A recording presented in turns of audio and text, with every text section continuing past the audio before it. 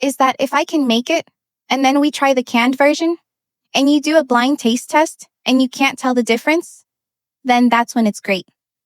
And it takes a lot of time, and a lot of work, and a lot of rounds, and a lot of people, many of whom are in this to make it that great. There's nothing fake that we use. Our care means that all of the fruit is real.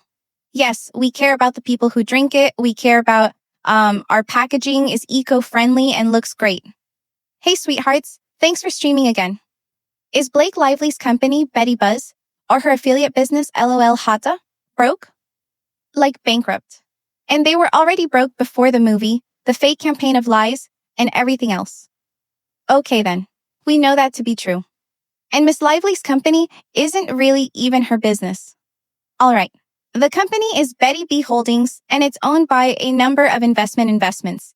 There's Ipin Holdings LLC, Elohata, which is her, Belfer Capital Partners, Graver Fusa LC, Akbuzz LLC, and each other accepted person to this company.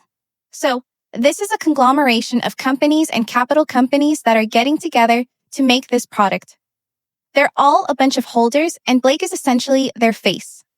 So, the key people that manage this are Andrew Kasmolis, some guy with the last name of Cool V. Belair and Blake Spawn. And then the talent agents of Betty Buzz are Blake Lively and Ryan Reynolds. So Billafor is Jody Gans. Blake and Ryan are the talent agents. This company that she's suing damages for isn't just Blake's business. It's Ryan Reynolds' company too. And the company has a morals clause. And it's interesting because it says upon and after X, the occurrence of a moral clause termination event, the commission by Reynolds of an act which makes a Reynolds moral clause violation as defined below. The board may by majority vote or written consent, which majority shall not include the vote or agreement of Lively and Reynolds. Remove Lively and or Len Reynolds as applicable as a manager to fill the vacancy made thereby provided that such replacement manager by the lender member shall be subject to the prior written approval of the IP member. Each permission shall not be unreasonably withheld, delayed, or conditioned as used here. The Reynolds Morals Clause violation happens if Reynolds commits an act or has committed an act prior to the effective date or after the effective date. It is mentioned in the last two news publications of stature and reputation similar to that of the New York Times, one of which may be the New York Times and two justifiably shocks, insults, or offends a significant portion of the community in the metropolitan area of New York or in the greater Los Angeles area, causes a material and lasting adverse effect on Reynolds' public image or the public image of the company and or its subsidiaries. This doesn't say that she has to commit a crime. It doesn't say that she has to even do anything that's, illegal. It simply means that if a high-profile newspaper or outlet publishes something that shocks, insults, or offends, and it damages their public image, they can be terminated because damage to their public image impacts the business. Blake Lively had this clause in action when she made the choice to promote her alcohol line during the promotion of It Ends With Us. And her beverage line became and was under scrutiny because of her choices, where she made a drink called Rile You Wait after the abuser in the film. She brought cans of her beverages when she was on the press tour and offered it to the people who were asking her. She had drinks and a meal offered at the after party. She used the film to create promotions that say it ends with buzz. And none of these helped the company or helped Blake Lively's image. Her reputation being tarnished means she can be fired and removed from this company. Same with Ryan. But what's really strange is that Blake is marketing this company as her own, right? She says it's her company. How many people do you think know that Ryan Reynolds is behind this company? How does Blake then claim damages for image when she's also a minority owner? She and her husband own a minority share of the company. Just to give you a sense of how much stock she has in the company, Blake owns 32% of the company. Blake and Ryan, that is, they came up with and gave $2.1 million to this business for a 30% share of the company, but Ipin Holdings put in $15 million and they only got 25%. And then another interesting thing about this contract, which it's a very long contract and it's pretty boring, but Maximum Effort Marketing, they're a part of it as well. And some of their workers get incentive units, so they get profits and interest based on performance. So essentially Maximum Effort Marketing, his company, Ryan Reynolds' company, whose Blake's name is not on it, has a job within this company. So they do all the selling for them. So they have a company where Blake is saying, I'm the business owner, and the company is not owned by Blake. Elolata portrays both Blake and Ryan. Ryan's marketing comp company is a part of this, and even Ryan's business partner, George Dway, produced and contributed cash to this project. A lot of the people interested in this are all associated with Ryan. And Ryan and Blake are not owners in that they gave the most money. No. IPEN, the management company that's the biggest financial backer, gave $15 million, whereas Blake and Ryan came up with $2 million. But they're getting 32% or so of the total company because they're the brains.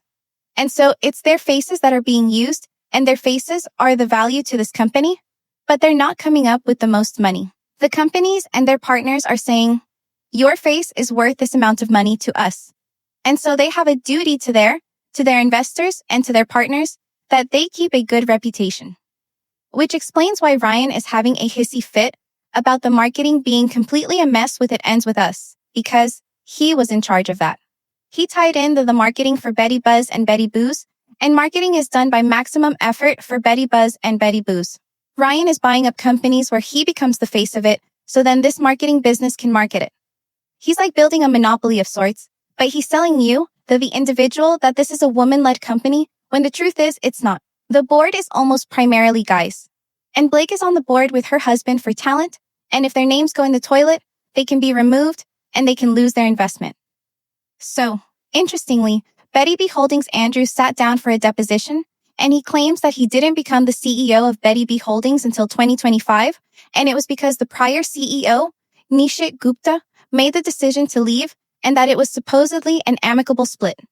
And it says, were you at some point seeing the complaint?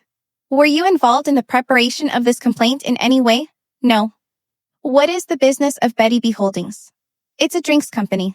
And can you go a little more depth into what type of beverages you're discussing on what types of beverages? We sell market non-alcoholic and low-alcoholic beverage drinks. And when did the sale of the goods actually begin? In 2021.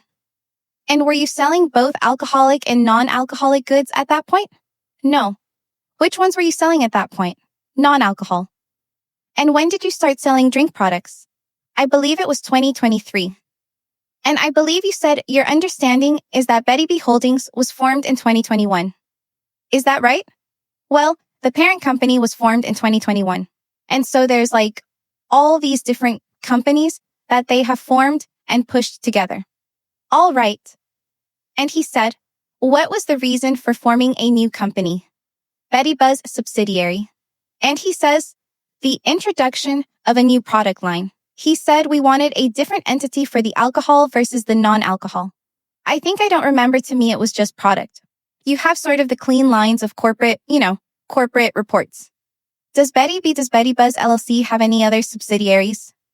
It was the alcoholic beverage division as well. It has that, and it's called Bib Zip Holdings, and 2024's was a lot lower than expected. Is that right? Yes. I'm sorry. You said was a lot lower than we had projected, right? Okay then. But we expected to end the year at 125,000 cases, and we initially projected 200,000 cases. Correct. And then they read, despite some green shoots, product market fit is unknown at scale for Buzz. What does that mean? It says, which is, if you read past this point, it says the brand has not sufficiently eroded Fever Tree and Q's market and share, who are the dominant premium mixer brands. Really, since inception, we had not gone beyond 10% share of the premium mixer space. And so we're sort of reducing the expectation on the Buzz segment going as a premium mixer. And then after 3 years in the market, we have established ourselves as number 3 in the premium mixer market and have not made sufficient inroads into the eroding market. Basically, they spent 3 years trying to build the business, and they didn't grow even before all of this happened. And it says, in other words, you're attributing the failure to erode into Favor Tree and Q's market share to just the time between August and October, are you? And he said, no. Why? Because these companies have millions of dollars more than this company does. They can't match. They don't have the cash compete. And they didn't grow, not because of a smear effort, but because they hadn't been growing and had failed to be growing for 3 years. And that's from the CEO. All right. And then when you think of how much money this pair and Blake is saying she's lost as a result, it's ridiculous. When they started this, they were hoping that they could become a billion-dollar business. And they made these wild estimates of how much money people could make. And it was all speculative. Which is part of the reason why they've said, listen, you're not first of all. This company isn't just Blake's. LOL Hada is a company owned by Blake and Ryan, and it's a minor minority holder, and it can't claim damages for personal damage. Okay. So, the problem for Blake is that because she signed an agreement with them that she wouldn't do anything to harm her reputation, she could be on the line and in trouble with their company and they could terminate her. Part of the reason I think they sued is because they want to blame someone else for the reputational damage so that they aren't liable to their business partners. So if they can blame Baldoni for smearing her and causing this to happen and not blaming themselves, they can say, this happened outside of, I didn't offend people, because I actually offended them. They were offended, and they elevated that. They created that false narrative about me, because if they find that it wasn't them that did this, they can be terminated, and they can lose the money they've invested. They could be held in breach of contract. They could be literally forced to pay damages to the company for ruining the brand. She had a duty to take care of her reputation, and she failed that duty, and she failed her partners. And so, part of the lawsuit, in my opinion, isn't just about, he's mad about the marketing, but they have so much money tied up into their being the face. It's the same thing with Betty B or with the Family Hive.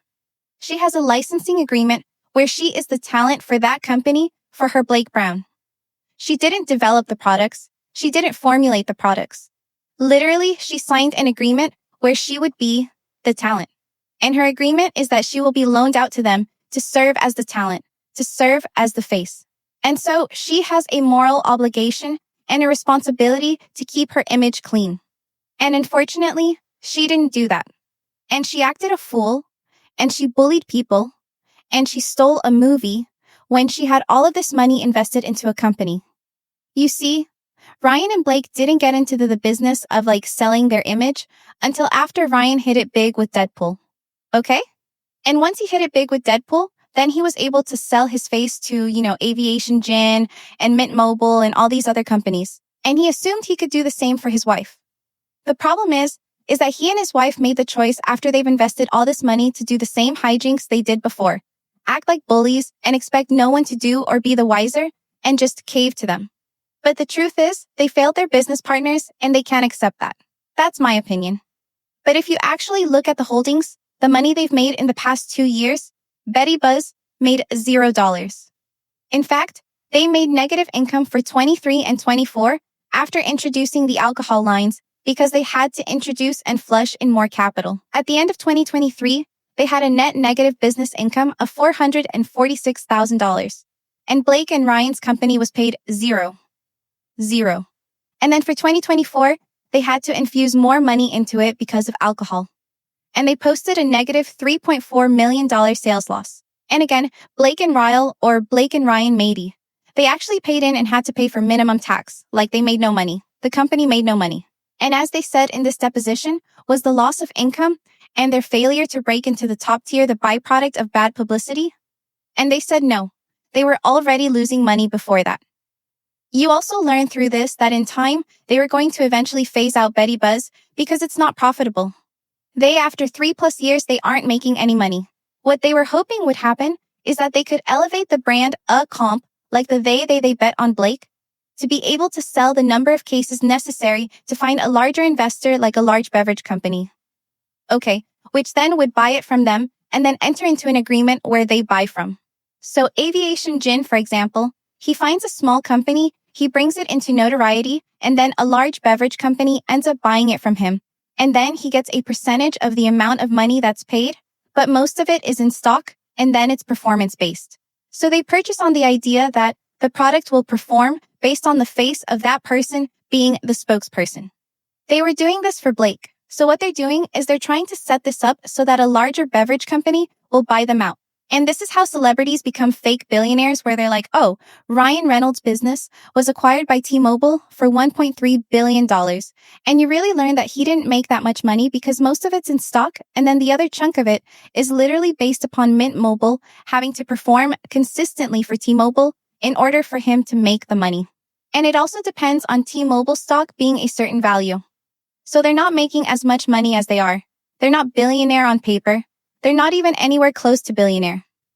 So to sum this up, Ryan Reynolds is using his wife and her face to pose as being a female-led company, claiming to be a woman-backed company, and yet he is on the contracts with her. His marketing company is behind the marketing for these companies. His business partners are investing in these products, and he has a stake in the products as well. Blake is literally just pretending that she's the business owner. He believed he could do with Blake what he did with Aviation Gin, and he didn't, and he couldn't, and now they're on the hook, and they've let down the investors that have put in millions of dollars, rendering the company making zero money. So my thought is that the damages are going to be completely thrown away because this company is worth nothing. They're not making money. They're losing money. They're not delivering her reputations in the tank. They won't be able to prove that Blake's the smear campaign caused this.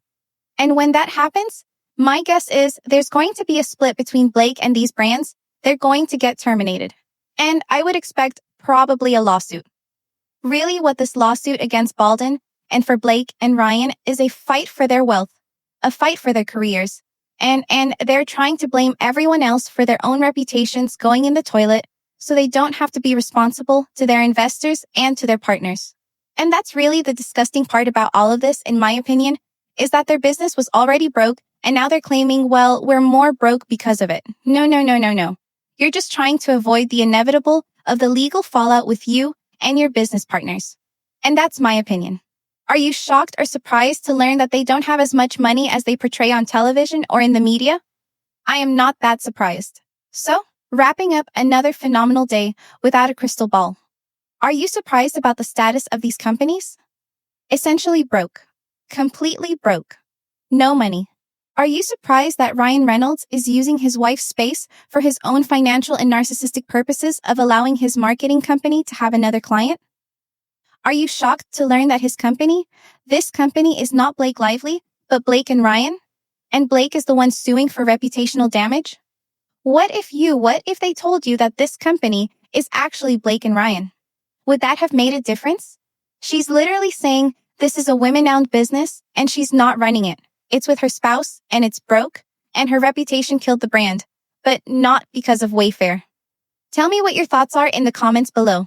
Make sure to give this video a thumbs up. Make sure to subscribe to my channel if you haven't subscribed and click the bell so you never miss a video. Thanks so much for watching. Bye, besties.